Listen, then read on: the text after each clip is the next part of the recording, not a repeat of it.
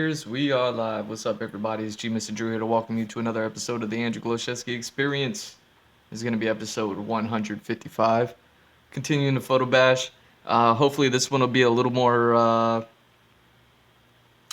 go a little bit better than the last one. Not that the last one went bad or poorly or anything. Just, you know, I just grabbed a bunch of photo references, these things that I've been working on here.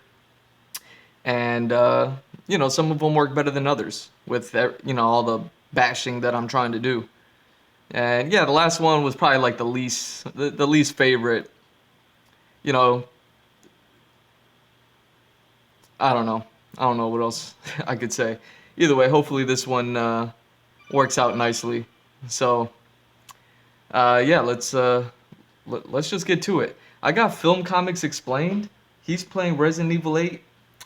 Usually he like breaks down films and or comics or films that are based on comics.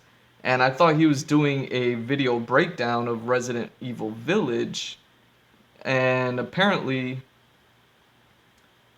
it's it's just him playing the game. And I'm looking for additional videos, but it looks like there's only one. And this was uploaded a week ago, so I don't know where all the other videos are. It's weird. So unfortunately, I thought it was gonna be something cool, and it's just a playthrough. But I enjoy his content anyway, so I'm gonna let that rock. And then what do I have? I have like podcasts coming on after that. So yeah, Whiskey Ginger with Andrew Santino interviewing Judd Apatow. Is she So okay? that'll be fun. Sleeping like baby. It smells good. What's that? Oh, hands off, mister. It's chuva de legume. It's a local recipe. Wow, you've gone full native, haven't you? Local wine, too. But if you're gonna keep sulking all evening, maybe you shouldn't have any. You really have to stop worrying. It's just finding you in Louisiana. Pregnancy, first moving here, military training, it all happened so fast, you know? At least we're all together. You, me, Rose. So Chris has been helping. Now, everything's gonna Seriously? Think we can just forget about what happened in Louisiana? be... It happened so long ago. I don't understand why you are so... Mia, get down! Mia!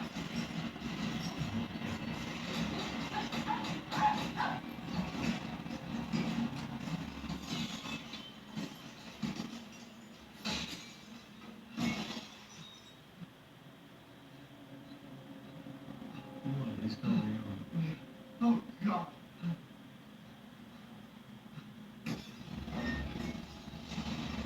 Chris? What the hell? Sorry. No! What? Why?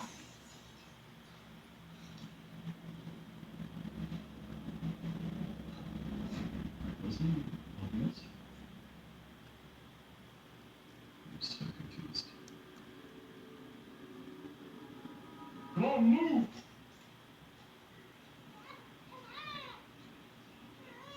Up there. What the hell you doing with my daughter? I'm secure, sir. Take him away. I said get your hands off her! Ethan, no.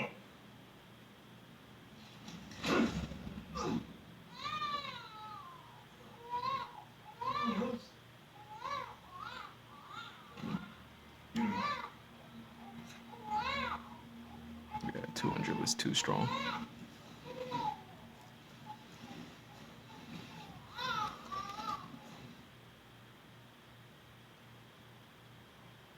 That was heavy.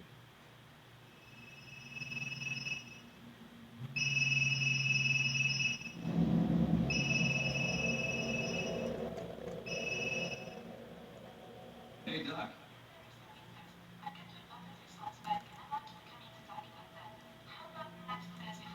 No problem. We'll be there. All right. That was the doc. She'll see us next week. Hey, now. Think positively, all right? We talked about this. I I know. It's hard to talk about anything else. I keep telling you, it's not Rose that I'm worried about. Well, then what are you worried about? Look, she's gonna be fine. I just know it. What else matters? We matter, Ethan. You matter. Just Mia, what are you talking about? Is there something you're not telling me? Come on, talk to me.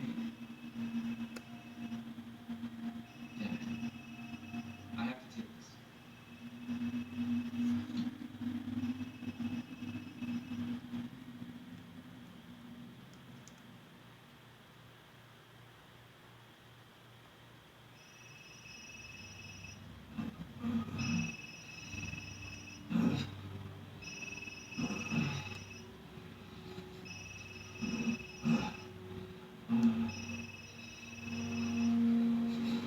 Jesus.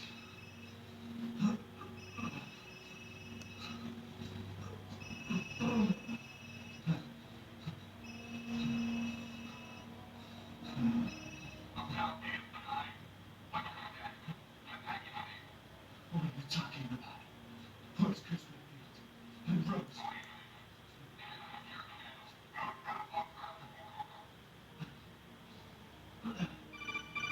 Fuck.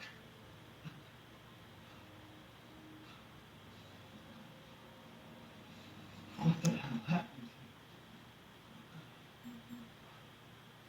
Okay, so I'm assuming we got into a crash. Mission objectives: eliminate target, recover body, secure Rosemary Winters and Ethan Winters. Okay, so why was my wife the target of the two Winters to site C for further investigation? At least two transport officers to accompany them. Okay, so Rose and I were in here.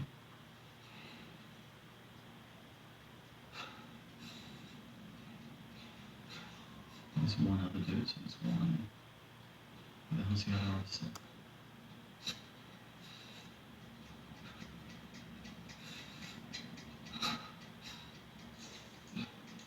Oh my god.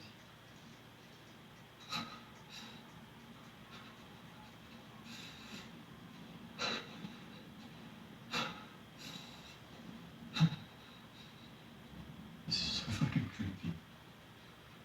Oh. Okay, just to give you guys some perspective, it's like 2 a.m. here in Sydney, in the dark room, listening to this with surround sound headphones, and I'm alone with my dog. What, it's just got black all of a sudden? So creepy as fuck. Oh shit.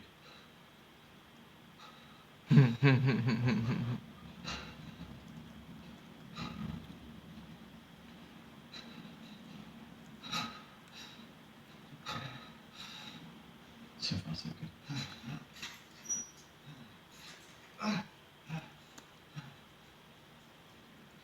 It's like nothing compared to what happened to our hand in Resident Evil 7. Completely chopped off. Oh shit.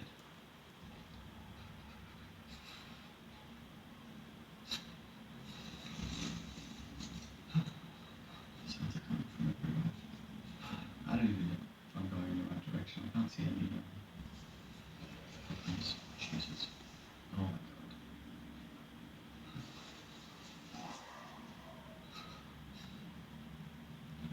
What is that?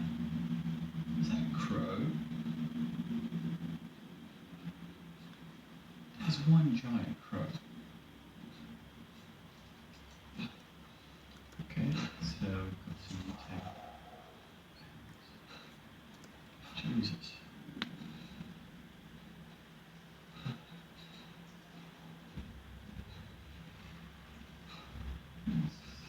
It's not good.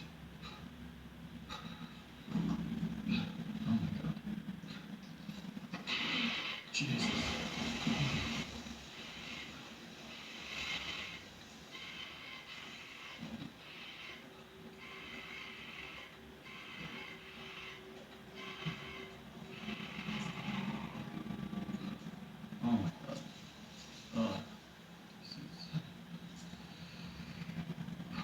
go.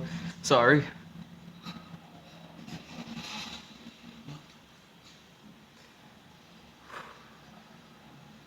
can't see that. I don't even have a weapon. There we go. This is nuts. Okay, that's not a good sign. The water must be like polluted.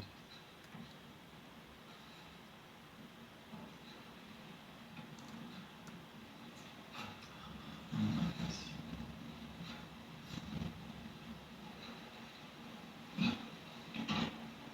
Okay.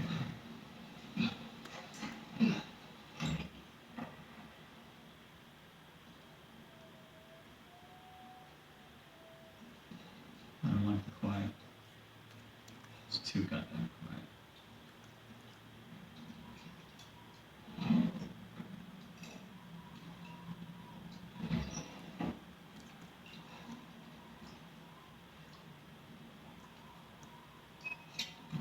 Water's gross.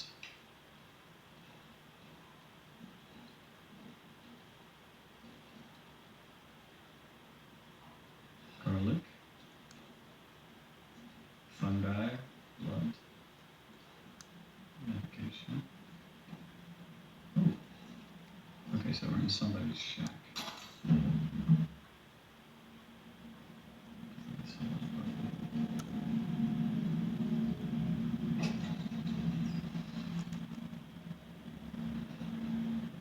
Nothing. Oh my god. I guess that's good enough.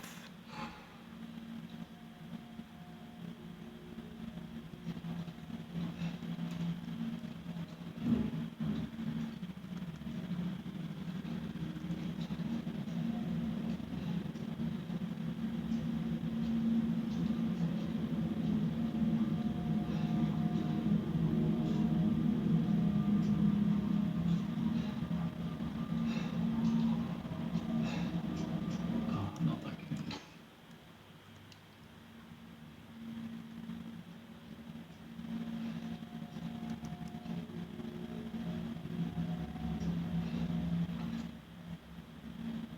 I feel so freaking lost right now. How's that?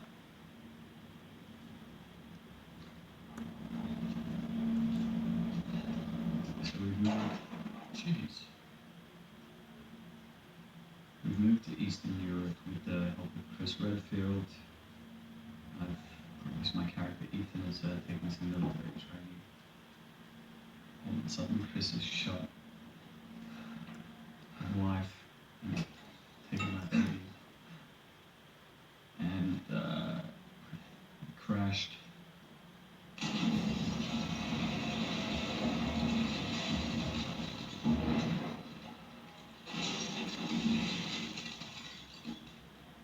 Just not sure whether Rose has been taken by Chris and his team or this thing that I'm following.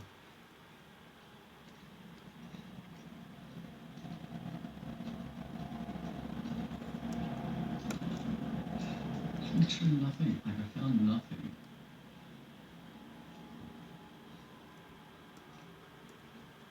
Of use.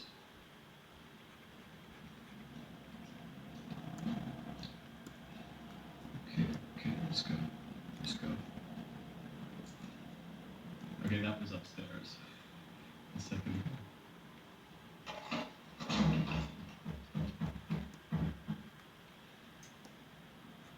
That was like here.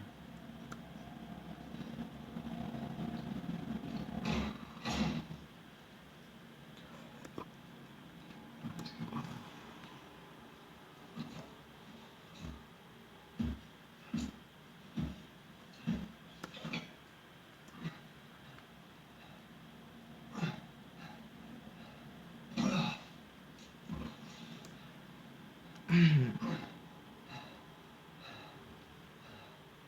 What's in office?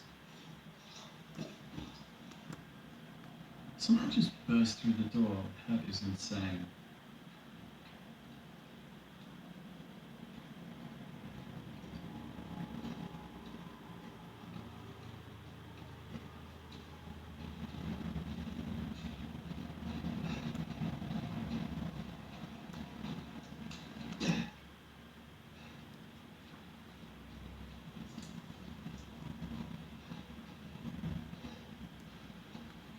honestly have no idea what is going on.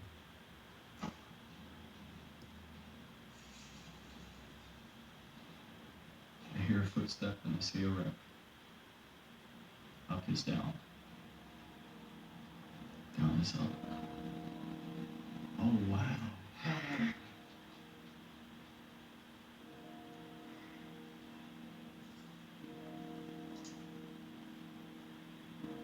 This is beautiful. So this is the village, I guess. It's like a castle up there. Okay, so I think I might just stop it here, and we'll pick up with part 2 tomorrow. Anyway, alright, so yeah, guys, I hope you guys have enjoyed this. Yeah, a few things that I forgot to mention during the gameplay was that don't forget to send in questions, queries, or suggestions for things you'd like for me to discuss, and I'll respond to them in the weekly playthroughs. I'm also working on Weekly playthrough. 28 days later series. Alright, so that makes sense. Just So I guess maybe the he's... first episode to my sound engineer. And yeah, once he's finished with it, I'll put the video together and upload it to you guys tomorrow. Thanks for tuning in. Okay. So that's why he's going through it so slow. I was about to say, where's the rest of this stuff at? You know?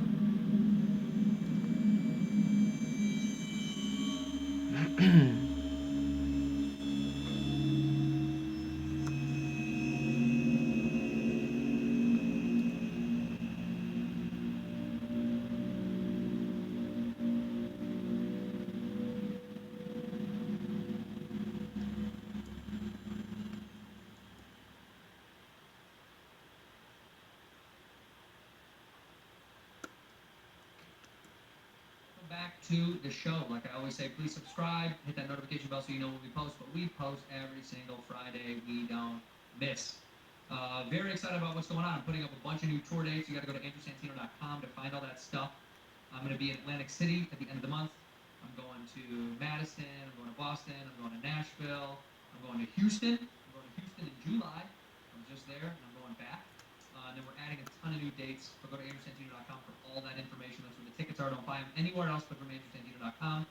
Also, the Patreon is Whiskey Ginger Podcast. Patreon.com/Whiskey Ginger Podcast. That's where you get the solo Cheeto chats that we do. And for the top tier, we do a Zoom once a month, which is super fun. We answer questions and all that stuff. If you're looking for merch, it's in the merch bar below on YouTube. Otherwise, it's at andrewsantinostore.com. But go buy some tickets. Come see me live. Enough rambling. Let's go to the episode. In here, we pour whiskey. Creature in the ginger beer.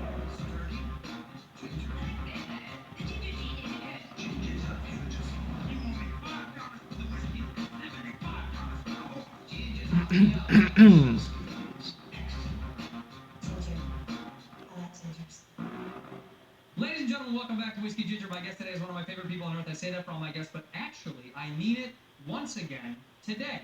It's Mr. Judd Apatow. Judd, thanks for coming. I'm here. You know what I found Let's go down the interesting? list of things you've complained about so far. I complained about a lot, but I'm going to complain about the main thing first. Okay. Here's the best part of the pandemic: not leaving the house. Right. You know, I had to promote King of Staten Island. I did the entire thing from my couch. I did Colbert. I did the Tonight Show. I did everything, Yeah. and it worked perfectly.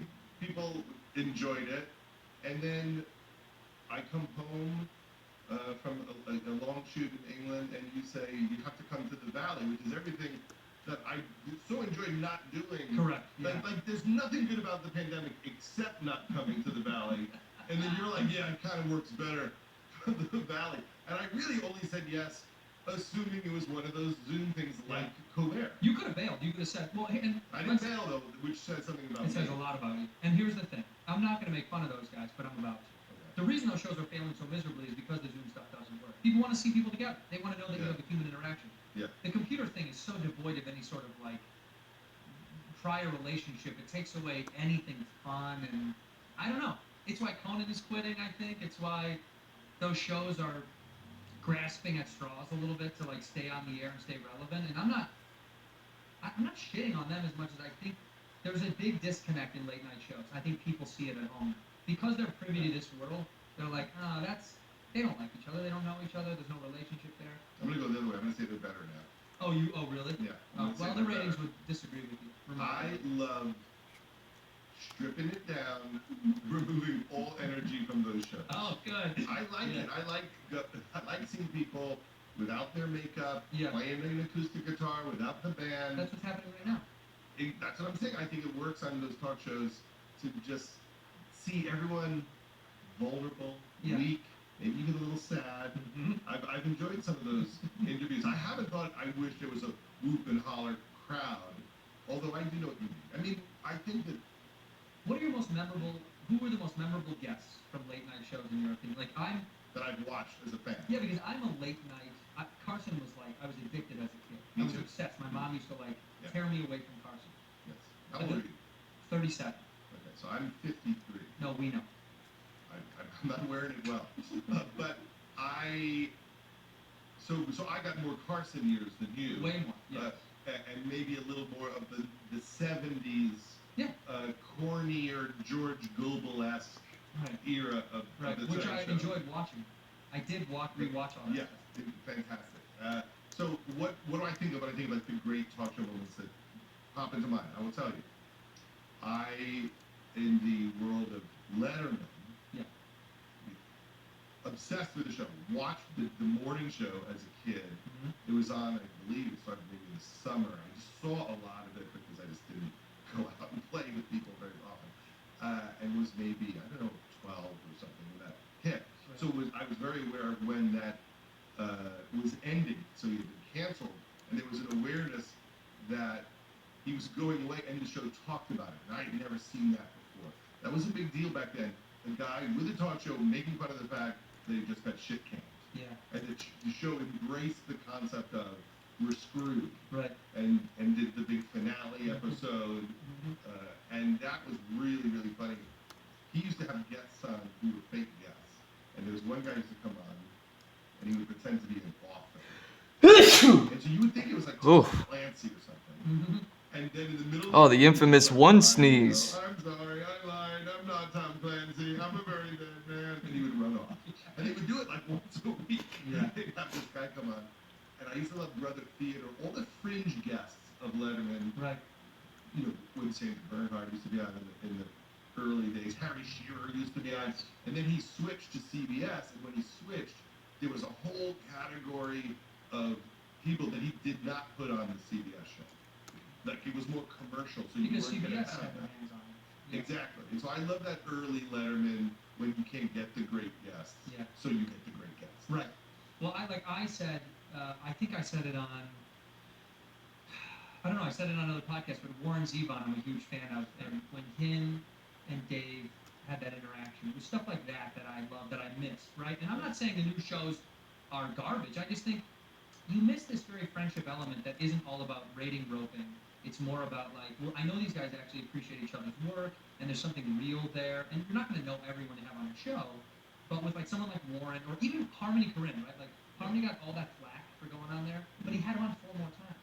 So it was like this weird, fun play that Dave was doing where he was annoyed and pissed off, but it was beautiful because he soaked it up. But I mean, there's been so many guests that have gone on in that world of the fringe, whatever. The Charles Grodin era of Yes, the of Tonight like, Show. of just making it was like uncomfortably fun to watch. And I think Carson used to embrace weirdo shit all the time, but we went away from it. Now it's like Jimmy playing ping pong with Chris Pratt, which is fine, but it misses the thing. So anyway, let's unwind. You complained about the studio and saying it was going to get hot. Yeah. The it's chairs getting are hot. too- the It is chairs getting- are it is too getting big. hot. We're in the valley. It's very hot outside. You had the AC It's cranking. 80. You had the AC cranking when I walked in, and then I thought halfway through this podcast we are boiling. Yeah, but let me tell you something. We don't make enough money to have AC running the whole time. Well, what you need is like a kind of $10,000 unit. Like $10,000? You think That's we can so afford that? quiet, like a quiet. Oh, a whisper quiet AC whisper. unit. Yeah, yeah. And the I think chairs were so. too big because someone broke the. Trixie Mattel, who's do you know Trixie at all? No. She's like drag royalty. She was one of the kind of one of the more famous people from RuPaul's Drag Race. But Trixie came on here and broke one of the chairs. It was already broken, but I made her feel bad like she broke it, and I had to get new chairs. This is all I could afford, Joe. These are deep. They're too deep, so your legs can't Well, if you're quite. tall, if you're a full-size man as I, look at my feet like flat. But most people aren't. Well, that's their problem, You not can't mine. have chairs that only work for a 6'1" person. And up, 6'1" and up. So you have like Brad Garrett on and Bo Burnham, and the chairs work. Love. Yeah, love. I should get those. Can we make sure we get those guys on the list of guys to get on the show? Actually, I've had Judy Brad. Gold loves this chair, but Yeah. most of us don't. Jesselnick. There's so many people that these chairs work for. I'm 2 inches shorter than you. You're Judd. We've known each other for a while. We knew each other outside of stand-up. We knew each other inside of stand-up. In the latter return of you, kind of coming really back to the store. I've done table reads for you. I've never been able to work for you, and that's because you don't like me enough. I like to think of it as things need to sync up. Right. That's No. the Hollywood way of saying you're not good enough. You can just say I'm not good enough. I'm not going to say that because here's the thing. The hardest part about being a producer. Yeah. In the course of your life, you only have so many parts to cast, Yeah. right?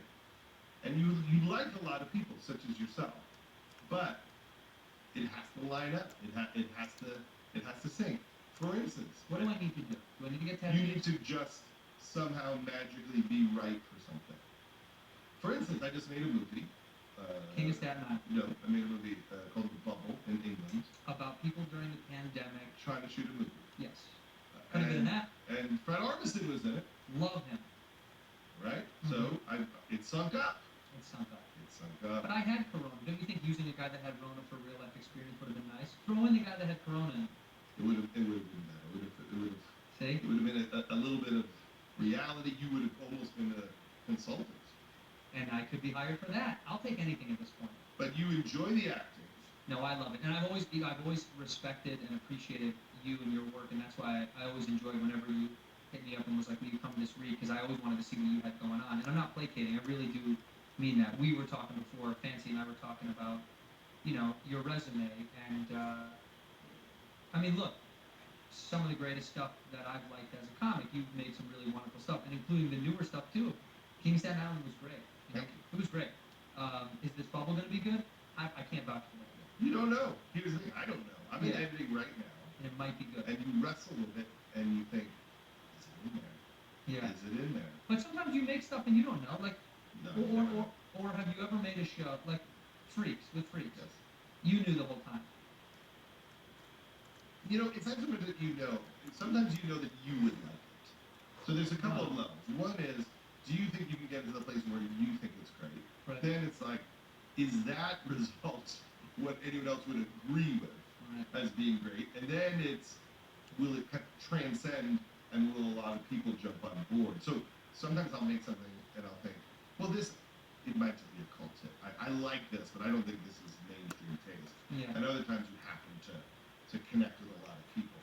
The main thing is you just don't want to make something that when you see it on cable, you're really upset that people are doing it. Oh my God, did I not scale this? You I think. failed, and I- there it is. yep. Yeah. There it is. Of course. Which we've all done. So if you're happy when you see it, like, oh, someone's watching that right now, that becomes the ultimate judgment. Yeah, I guess that's true. That's like I'm super interested to find out because I have this. Rookie mistake. Carlin was always kind of a guy for me that was bigger than a comic. He was when I was younger. I think my dad showed him to me, and I was like, and he never made me laugh out loud as a kid, but it always made me ponder and like it was just opening my mind's eye. Like, wow, I've never even thought about shit like that. Like he was just great at entering these little comedic parts of my mind, but it never made me ha ha. Not like Eddie, who used to make me lose my shit. When I would sneak away and watch Eddie, my mom hated it because all the shit he would say. That I got to hold in my laugh to be quiet if I was watching. But with Carlin, he was much safer. My parents, I think, were more okay with him. But you're doing a docu series about. Well, a documentary, two-part documentary. Okay. By co-director Michael Bonfiglio. So that's happening right What a name. now. Yeah, what a name. Bonfiglio. Bonfiglio. What has he done prior? Well, he is famous for having made the great Bo Jackson 30 for 30. That was him? Yeah.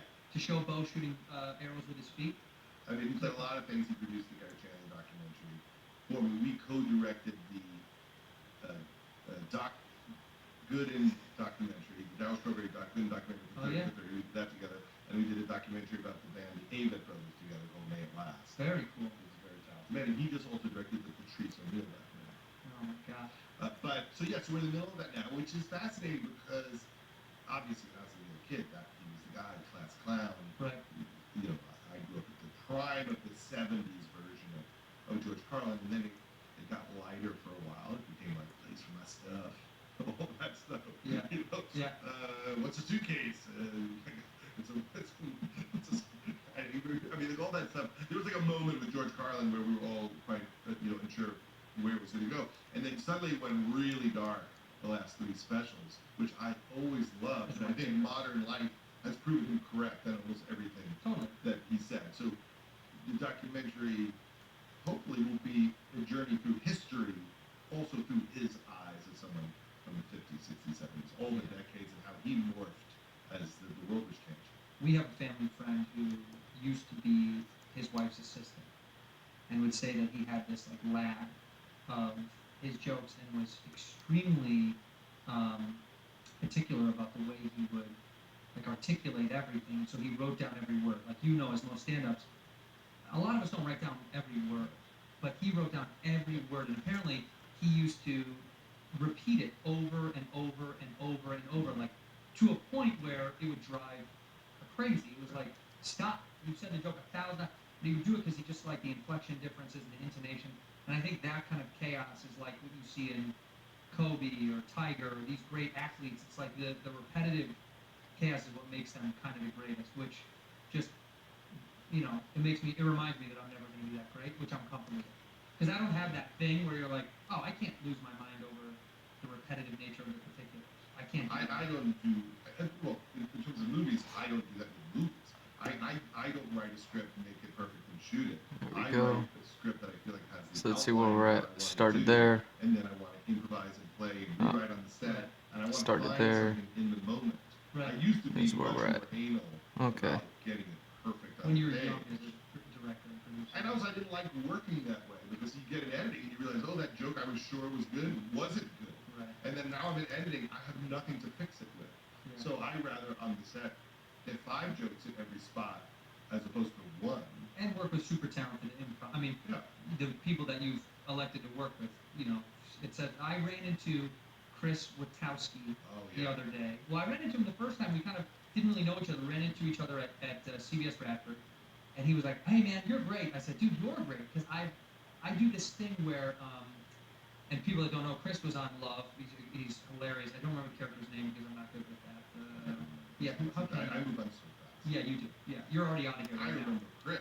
Yeah, Chris, But Chris played Paul's neighbor on the show, or like lived in the same complex as him. Yeah. And I do this thing, and I've done this since I was a child. My mom was like, "Oh, you always did that."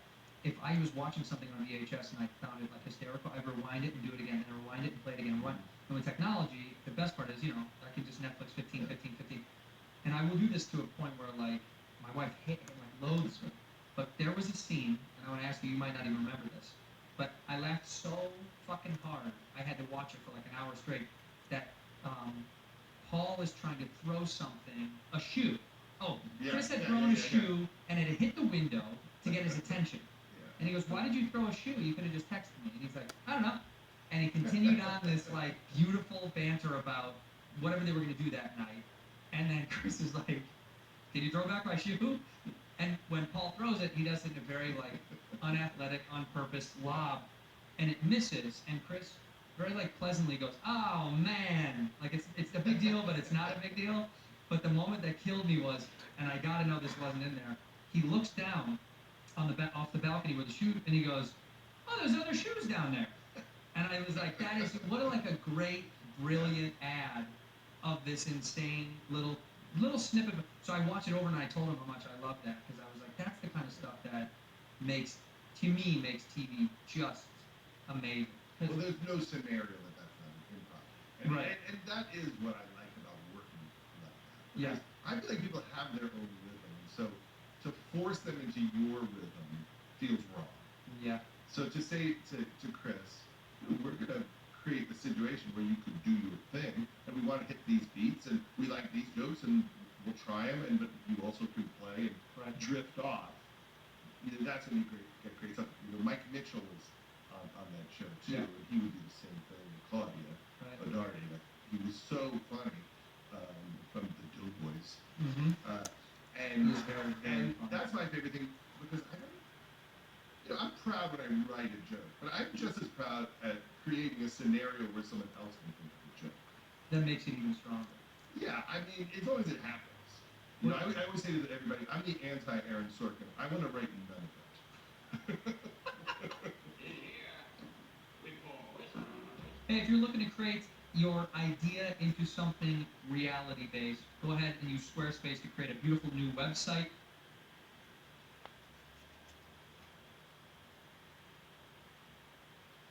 Patch or upgrade ever.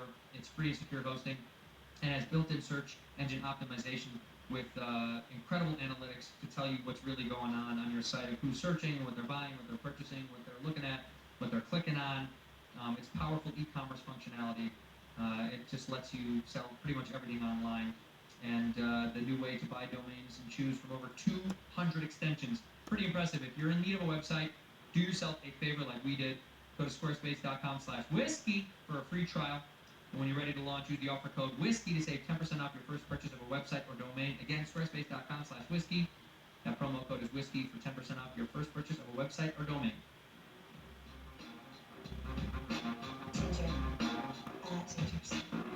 That's the thing that I think I always had trouble with, was saying the right thing the right way all the time. There we go. And that's why I was never good at, I tried multicam, I tried hybrids, I bombed all of them.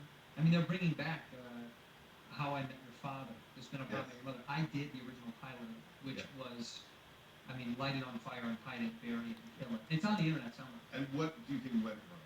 All of it. Is it a casting thing? Is it a writing question? Is it tone? I can actually tell you literally, and I've talked about it on this podcast before, but I'd never seen How I Met Your Mother. You didn't do your homework. Okay, we're done. I never do my homework. No prep. But I'd never seen it, and so I went home and I watched it after I got the job. And I was like, oh, I get what the show is, but the show that we were making was nothing like this. Because Greta Gerwig had gotten a big contract to write it, produce it, act it. And I liked Greta, but I thought, this is going to be hard. This is such a different world for her, right? It's just so opposite of And what she watched. I hope. Who knows? Honestly, doubt it. Maybe not. But that element of her kind of being out of what she's the best at was, I think, confusing and tough for them to get the rhythm right. And there's so many good people part of it that I was like, it's almost too rich it's like too filled with riches that you're like, this feels weird.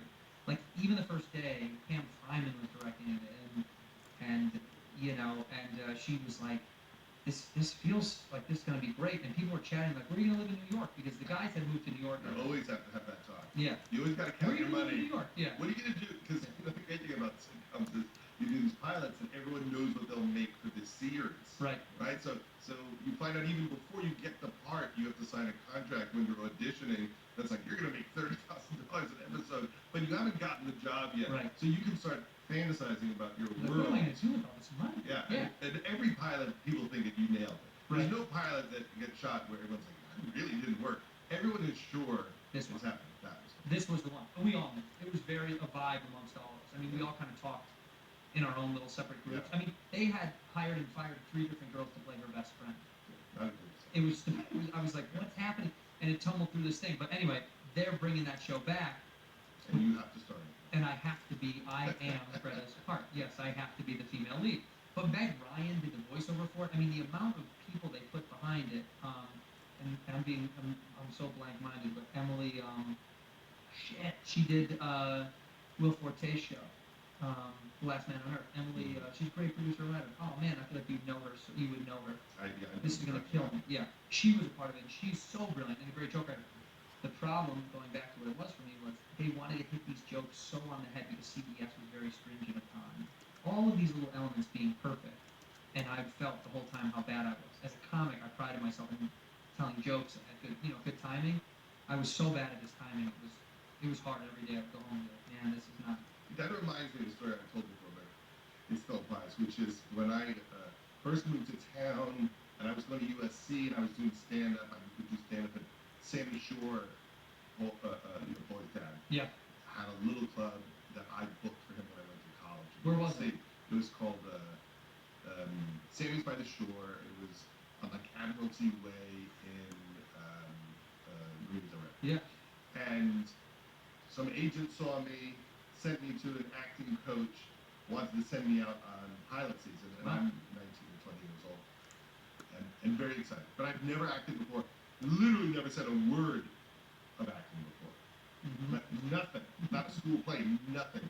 So I go to this acting coach who's supposed to figure out if I can do this. And the guy doesn't teach me to act. He just asks me to read the scene from a TV show called My Sister Sam. And the scene was so terrible that it was impossible to even say out loud. Mm-hmm. Because every joke was like, well, that's why my sister came here today. Like, everything was the worst joke ever. I couldn't even understand how you would say it. Yeah. And then the agent called me and said, yeah, I don't want to represent you. And that literally was the end of my acting career. That was the end of it. And I was so broken and shamed by the experience that I thought, okay, well, I've been told by professionals this is not my future. One guy is all it took for you. Well, Just to go, I don't want to work with you. This is why they say. Where's that guy? He's the big acting coach. He really is. Shit. All right, he was right. Whatever. But also, he certainly didn't try to figure out my skill level, what he could teach me. It wasn't Right. a supportive situation. But that is something about the business, which is if you don't have the fortitude after that to go, fuck him, Right. I'm gonna go take classes now. Right. Right. That's why most people leave town. My kids act, and I always say to them, 90% of it is not quitting, because everybody quits. Yeah. People come here, and we've seen 10,000 of them, and they leave just by staying in. You're ahead Increases of most your odds. people. Yeah. Which is why it's funny when people left LA during the pandemic, they're like, I'm out of here. And I was like, good, get out of here. Because the less assholes they have to clog up this system.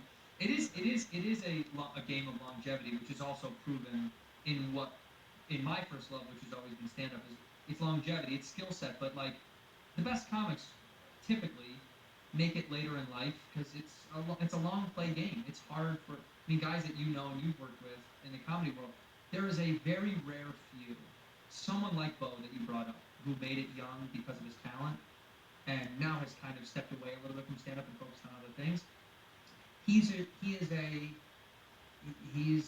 It doesn't exist what he did to make it that young. What was he, 18 or 19 or 17 is when he started I think making he it. was at 16, 17. Yeah, when he's making the videos upstairs.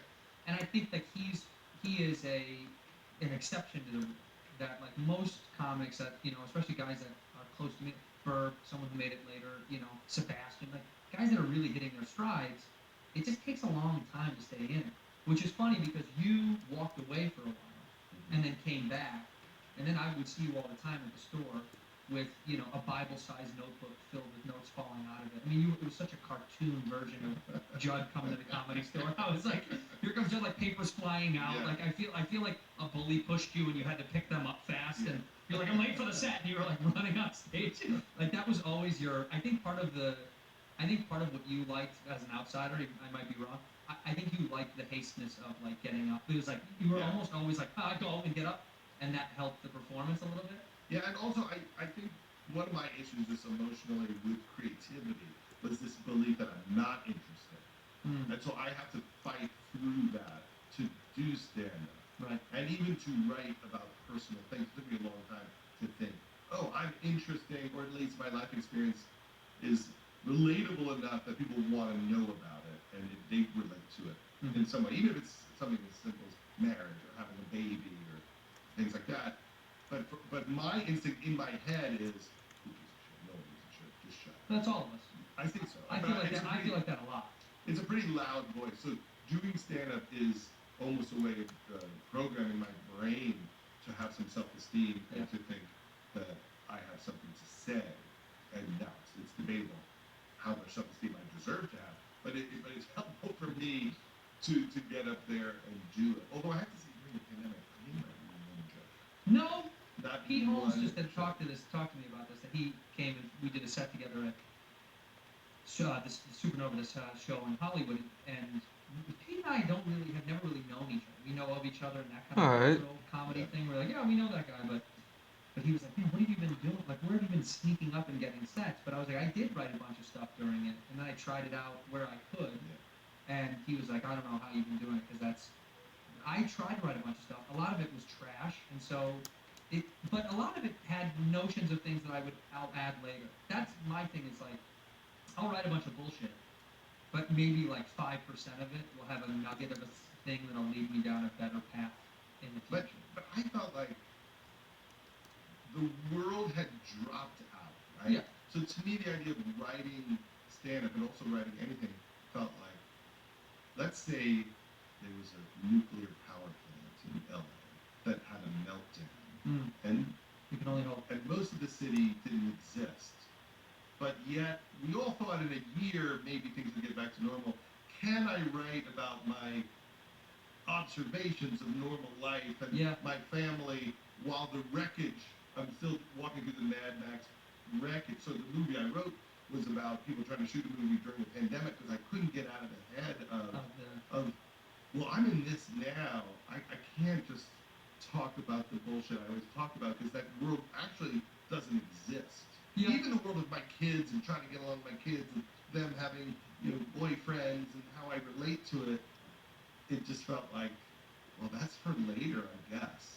I I feel know like how to write I had to put down a bunch of shit because of the dynamic shift that happened of like But the about ch- what? the changing guards of the White House. I mean, like Yeah. the shift of what happened politically So you were and political. globally. You were- No, and I usually don't, which is weird. But like I have to shit on all that because it's all that I felt. There was nothing else going on but politics being jammed down your throat during the middle of the pandemic of left versus right and who started this and who's the real aggressor and who's the victim, and because of that I had to shit on it. Now it goes elsewhere after it, but it starts from that place of like, you know, why did we think that this was going to be the fix, and why did we think that these people were really looking out for us, and how come we can't believe in these things? I think that's where it starts, and then you digress into the other subcategory. I mean, Fauci is great. It's great to start with Fauci, Yeah. because he's so cute. He's just a cute. What a cute symbol of scientific hope. You know Can what I I say what my issues were? Like if I was doing stand-up, Yeah. I would talk about. Yeah. And obviously I'm a progressive person. Mm. But, You're alt-right. Weren't you alt-right for years? well, I had no way to. And you wanted to start Proud Men, but Proud Boys. I've always been proud, and Right. it used to be allowed to say this, but I always thought all those people around Trump, and this could be completely wrong, Yeah. but I always thought that they should hold a press conference and go, he's going to kill all of you. Yeah. And I know that everyone secretly is behind the scenes trying to get the vaccine made, and they're like, we have this lunatic person, and we have to get this job done Mhm. before he kills everyone. Mhm. But I also felt like we needed more people to go, he knows how bad it is, he's not telling you. Yeah. As a political choice, as a calculation, he thinks he can get reelected by turning us against each other, and he's hiding the truth of what's happening. That it was important that there were more whistleblowers. There were some that Dr. Bright A few. and all that, but I was upset about that. I thought someone needed to go. We're in so much danger with this guy, such a lunatic. Right. Right now, this is the worst human in the world to deal with this. Well, I text Chris Christie sometimes, and Yeah. him and I really get into it. You know, he really tells me all his deep, dark secrets. And Rudy and I, Giuliani, Yeah. we have lunch every other week. I have so Um, many pictures of Rudy from years ago. Isn't that so funny? Like I was on the Tonight Show, and he was. So I have so many pictures of me just with a big smile on my face, him with a big smile on his face. How could you not? That's going to exist in the rest of your life. That you're going to have photos of people. You know what I mean? Like that will just only continue to come up. Also, Yeah. you're born and raised in New York, Yes. so you know the Rudy of old is different than the Rudy of now. Anyway. I know Rudy fighting the mafia, Rudy. Right. I- Was he stopped and frisked? I'm sure that He was like a part of that, He right? also was about shutting down parts of the city Right.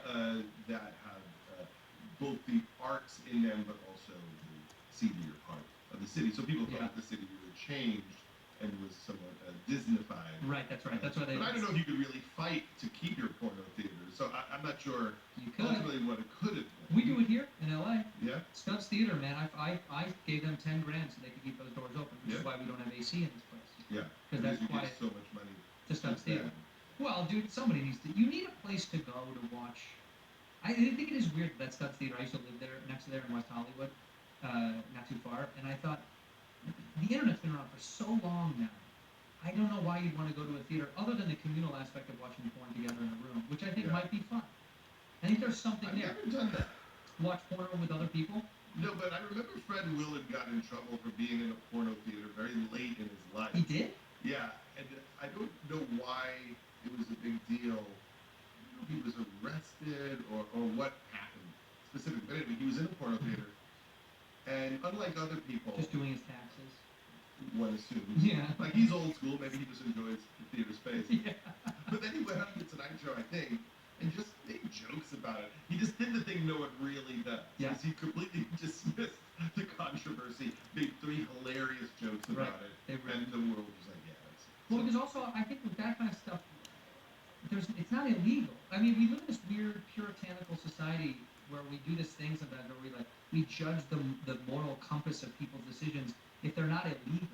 It's like, he didn't do anything illegal. So you're just judging it based on the idea you don't like the behavior that he went inside of a porno I'm theater. not sure what would be illegal. Is there I think something you can't in a theater? masturbate in there. I think you can't Yeah. pull your genitals out. Yeah. But I don't know. We've It's a tested form of theory. torture, right? That Yeah. porno theaters with that rule. Right. You have to have, they give you books to put on your crotch so you don't get a hard on. Or for the cops to even break in. Right. Hands up! No, you Just said one hand up on everyone. It's a setup. The whole thing is a setup. It is. It's bound to fail. It's just it's a bad idea to begin with. Also, yeah, because Paul Rubin, he got caught in a theater as well. Mhm. Same idea. But I remember because he was Pee Wee Herman, that's why they got mad at him. He couldn't go on a show and make jokes because he was a kid programmer. Yeah. If you did kid programming, it's like you're not allowed to do that. Fred can do that. You know, it's like he's a comic. He's an adult. He does comedy for adults. I don't understand any of that stuff of like the moral compass of people wagging their finger. Like I rewatched the Tiger Woods documentary. The same thing. Like It was amazing, that documentary. it was probably one of the best I've ever seen them put together. And ultimately, a very compassionate documentary about child abuse, really. Yeah, truly. About His dad was a terrible person. yeah, who trained him to be this force, but messed with his head, Yeah. screwed him up sexually, screwed him up in terms of how he related to people and the world. But I'll tell you, at the end of that documentary, I was falling. I found it so emotional, just that he started talking about him just being nice to the other golfers, that he was finally connecting with people in a real way. Right. After never really having those types of relationships, Yeah. it became a story of healing, and that is my favorite thing. Sometimes, people think it's corny, but I do want to watch stuff about the human struggle and see people get a little better. You don't have to get a lot better. Just a little. Just a little, like, yeah, there's movies that are kind of cool and independent because at the end you shoot the lead in the head and it's over. You watch his blood spill out. And everyone's like, well, that's an artist. But I do love that. it's not a hard choice to make, the dark choice. Right. It's not difficult. I mean, when you could. I don't even know if this is how these shoulder pad things are supposed to work. Guess it really doesn't matter, does it? About the sports thing. Yeah. And when they have that section where Since they this talk isn't about all how mean everyone was based in to reality. his divorce and to his wife, and then at the end when he wins the Masters, and it means something else, right? It's about someone who doesn't give up, and then of course he just kind of cracks him. So what does it mean? I don't know. And then it was all bullshit. We go dark at the end. That's how we do it. We have to go dark at the end. The That story is a we're dark doing, ending. like, anyway, he flipped the Yukon going 85 by Terraneo. Do you think like the people who made that movie just go, let's just add 10 seconds after the credits Yeah. to catch you You up? just need a little bit of something just to give you full speed spectrum Yeah. of what's happening. Would you go 80 at like 7:30 in the morning and on I do. a 30 mile an hour zone? Like, would you ever do that? Fancy and I, we actually take a trip every Sunday morning. He has a McLaren 720S, and we'll drive it up the coast. And we do this game where we say it's look ma no hands. And so we Yeah. do look ma no hands. You close your eyes, you let go of the wheel, and he has to drive it from the passenger side, which is also it's tough to do. Yeah, and- and speed. We go about 95 to 110. Yeah, and I like to risk it. I just So figure far, so why good. not? So far, yeah, we're still here. We're sitting here with you. I breezed over this mentally, but I do want to ask you, what do you think was, because you were talking about when you were writing, we were talking about the tough of writing during the pandemic. What do you think? Do you remember the first personal thing you put down, like that you instead of just writing a comedy script or a script from like somewhat semi taken from your personal experience? Do you remember the moment you were like, oh, this is really a piece of me I'm putting down, and thinking I'm a little anxious about it, about putting it out to the world? I The first, like, really personal thing you put down. Yeah, I think that the one that was meaningful to me 40-year-old virgin. was well, yes, very much so, but Yeah. but probably the some Freaks and Geeks details that were specific to To me. your real high school experience. So when I was a kid, The my parents got machine. divorced. Both Geeks' parents didn't get divorced, so when there were broken homes in the show, Mm-hmm. I was always pitching a lot on that and what that felt like. There was an episode that J. Elvis Weinstein wrote, I think, and it was about Sam Levine's character, Neil, and he finds out that his dad's cheating on his mom. And how he deals with it is becoming obsessed with ventriloquism. And I really related to this idea of being interested in the arts, like whatever, stand-up or Sure. magic. That is a funny nerd's reaction to Trauma. stress, trauma, and anxiety, is to be kind of obsessed with something. Right. I have to fill my time. I remember practicing juggling, or I knew people who were doing magic and making money. I'm like, I learned magic so I could make money when I'm like 13 or Right. 14. And in the big scene, he's like doing ventriloquism at his parents' party and just goes off on the dad Right. as the puppet. Mm-hmm. And those kind of things. And I write the episode about just in terms of pitching in the room and sharing your pain. That's what I did at Freaks and Geeks. I tried to just be as honest as I could about how strange it felt having step parents Yeah. on both sides. That you're just like a little kid and you're uncomfortable and you're guilty. And so there was an episode with Bill's mom starts dating the gym teacher. Mm-hmm. And that was an episode I directed, and there was a scene where Bill comes home alone after school and he watches Shanlin on the Dinah Shore show. And it's to this Who song called I'm One. And it's just him watching Shanlin eating cake and grilled cheese, and it's just him laughing to Shanlin being hilarious. You don't hear anything Gary says. It's just all to the Who. Right. And that was my entire childhood. Was coming home after school, my friends would play sports, and I would watch like the Mike Duncan show. And eat cake and grilled cheese. Yeah, I'd watch Jeff Altman or Michael Keaton do stand up, Yeah. and that was my friend. And so when you watch that, it's a really sick thing. It's how I felt my whole childhood. It's like you watching the Tonight Show. There's Yeah. something, when you're a kid, you get such comfort from these imaginary relationships. It's very Rupert Pupkin. Yeah. Because in your head, I'm friends with Those are my Dinah best Shore, friends. Yeah. Irv Griffin. Right. I spend more time with them than my real friends. In here, we pour whiskey. West Gyms fans, do you have the dreaded anxiety bug inside of you? I know I do. If you experience existential dread and question life at any moment in time, spend an afternoon thinking about stuff that you did a long time ago and something stupid you said to somebody at a party and then made a weird snort noise and just walked away and went to the bathroom and washed your hands for 25 minutes, Sunday Scaries has got you covered. Luckily, you...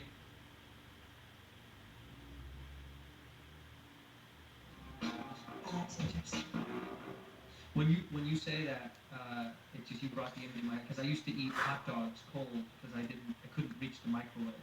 So I would just grab hot dogs and wrap them in American cheese. And I would sit and watch Carson, and my Are mom. hot dogs pre-cooked? They're all pre-cooked. Cold, that's what I say. still Cold have hot never dog. quite known. Yeah. And I'm alive, so either way. No, they're all pre-cooked, but I would eat them cold. That's why I used to say raw hot dogs, but there's no such thing. But I'd eat them cold and wrapped in American cheese. And my mom would be like, were you eating last night? Did you sneak in There we outside go. and watch Carson? And I'd say, no way. And she'd find American cheese wrappers hidden all over the home, like in the bathroom drawers and stuff, because I was embarrassed that I would sit and just eat and watch Carson. But it was very comforting. But for me, it's interesting you say that, just because, like, for me, it wasn't a trauma response as much as it was like my parents got divorced when I was 1. I don't know them together. Yeah. So there was none of that, those moments that you talk about where I hear it from friends, the shattering of the home, but it was like, I never even knew those people in the same room. So for me, the entertainment or the comedy aspect that came into my life was because my grandfather used to make fun of everything. I mean, he's a Chicago firefighter and one of the funniest guys I ever knew. All he did was shit on stuff. And I loved the quippiness. It gave comfort to, like, they poor is the wrong word, but broke is probably the right word. Because that era, you just make enough money to get by, and it was fine. And I think that was always his response to the haves. To the have-nots would always shit on the haves and punch up. And so then I kind of learned that, and that's where I got my comedy itch from. And was he alive your whole childhood? Yeah, he only passed away less than a decade ago. Yeah, he was my hero as far as comedy goes. He was just so fast.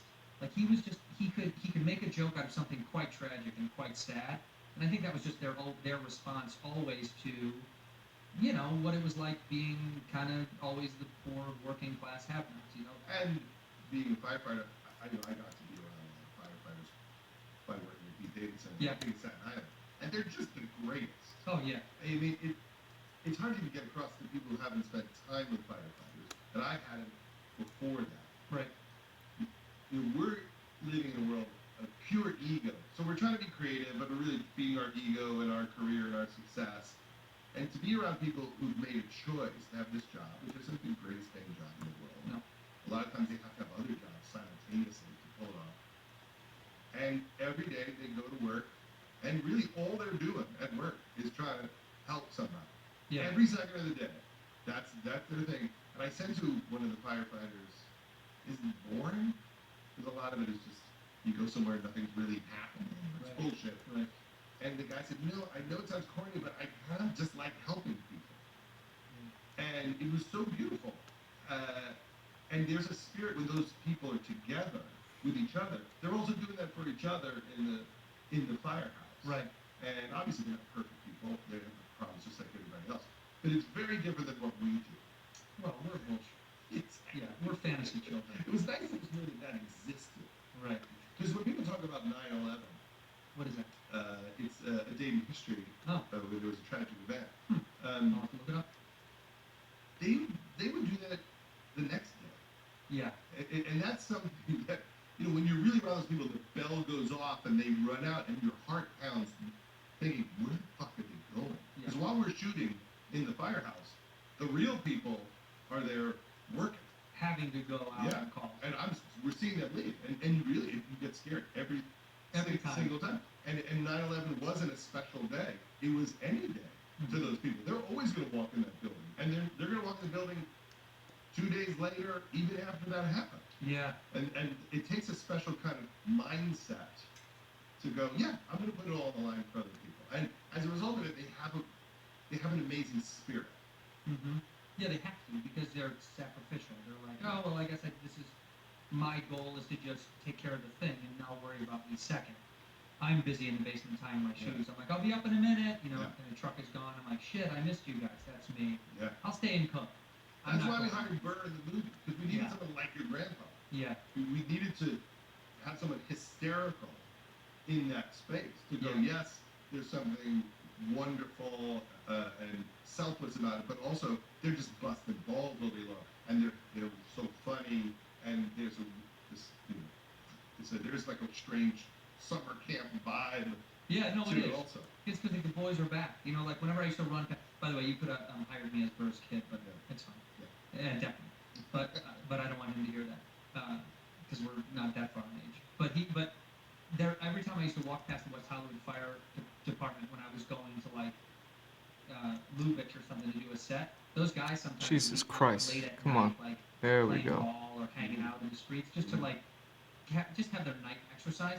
And I was like, oh god, it is like camp. It's just like you get to meeting up with it seems like the camaraderie is so strong that probably aids in the thing that we're talking about. Whereas like the sacrifice part is because they're all doing it, so they're all in on this game together.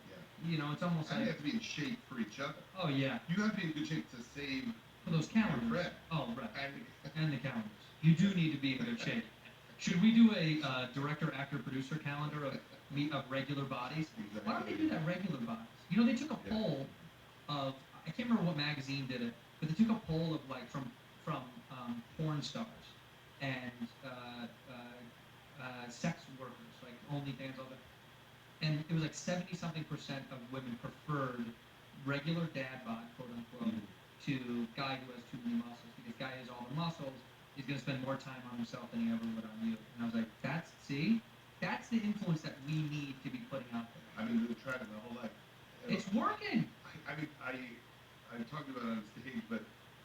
someone said, "You got to read this article on dad bods," and I clicked on it, and the picture in the article was me. It literally was like I was like the definition of it. But it's funny because Mark Wahlberg, I guess, is doing something that was supposed to be Out of shape? out of shape, and he literally would get up, I think 3 in the morning and start Yeah, working out. the start schedule is doing that. obnoxious. But now he's looks like me, or we're sort of kind of the same. And he posted a picture of it like last week. On Instagram or something? Yeah. Yeah. People loved it so much. Yeah. They were so thrilled to see him out of shape.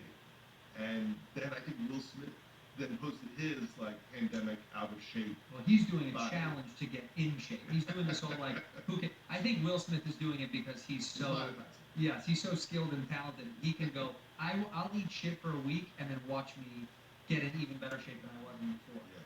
That's what cool guys can do. If I I tried that challenge, I would gain 1 pound over the course of all of that, look worse, lose more hair. It just wouldn't work out. You know what I mean? It's nice to know that I've allowed it all to fall apart. Like I'm moving so fast to looking like Mel Blanc or Lou Jacoby. And my wife gets so upset because when we go out, I have got it down where I'm not joking.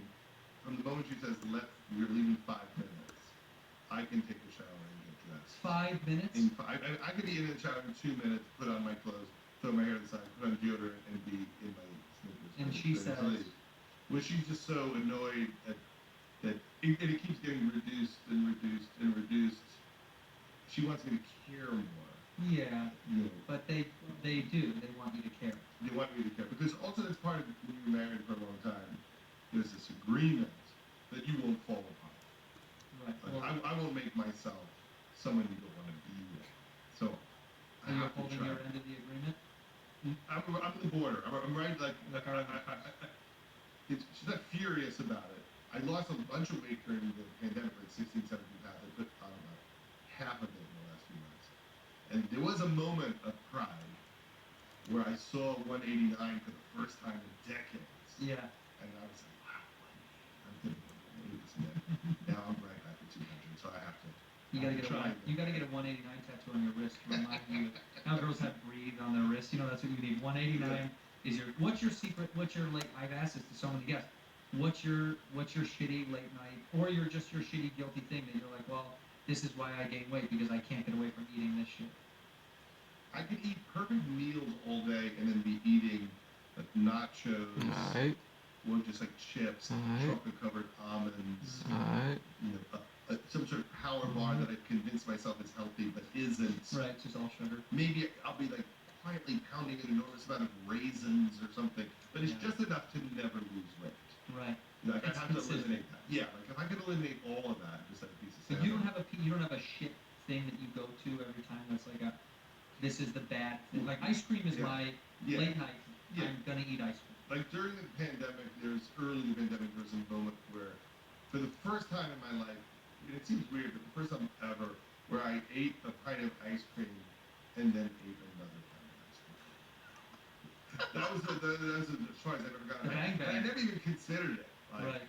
oh, you could just start the next one. You're allowed to keep going. And with the cholesterol and all that, I mean, it's literally like 3,000 milligrams of cholesterol. It's a lot. That was bad. So I could go to the ice cream because I have a thing. I love being stuffed.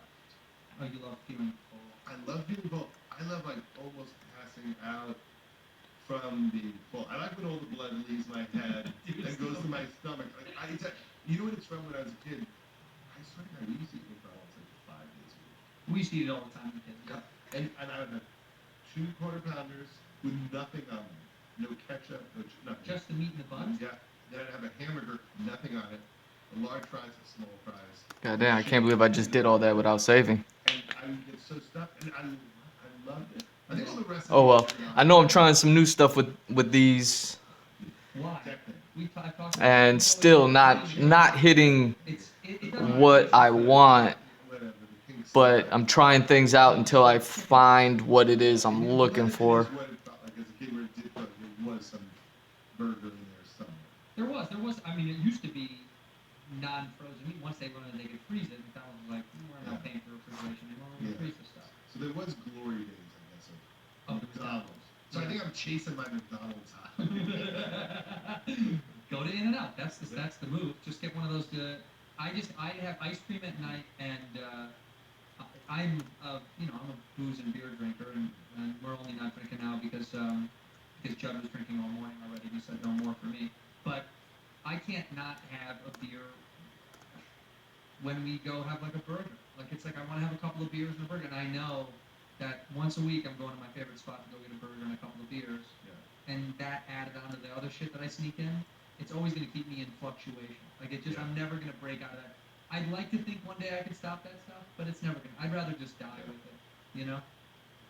Yeah, it's All right. it's probably the worst podcast subject because we could both just start reading. Well, that's going to be the end of this episode. Let's see. This is where we started. Nice, beautiful, handsome man. And wow. End up with something a little monstrous, not cool looking, but